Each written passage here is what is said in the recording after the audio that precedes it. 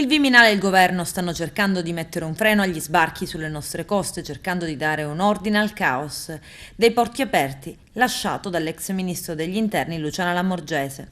Adesso si parla di sbarco selettivo, ossia la decisione di Matteo Piantedosi e degli altri ministri di garantire accoglienza a chi su quei barconi ha bisogno di assistenza sanitaria e non agli altri immigrati. L'ombrello aperto dall'esecutivo ne protegge molti, ma ad esempio dall'imbarcazione Humanity One, che ne aveva 179 durante la notte tra sabato e domenica, ne sono stati fatti scendere 144 e solo 35 sono rimasti a bordo, ossia i maschi adulti senza problemi di salute. Servono fermezze e accordi con il Nord Africa, afferma il ministro del Sud Nello Musumeci.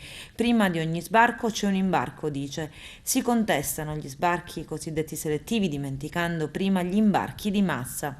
Una persona in mare va sempre soccorsa, ma è lo Stato a cui appartiene la nave che deve continuare a farsene carico.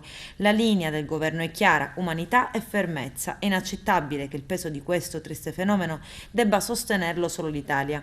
I limiti operativi di Frontex e la disarmante tolleranza dei governi italiani di questo decennio hanno di fatto incoraggiato i trafficanti a puntare dritti sulle nostre coste. Poi Musumeci critica l'Unione Europea. Non mi pare, dice, che negli ultimi 30 anni Bruxelles abbia registrato grandi successi nella politica della sicurezza, sviluppo e cooperazione verso il Sud.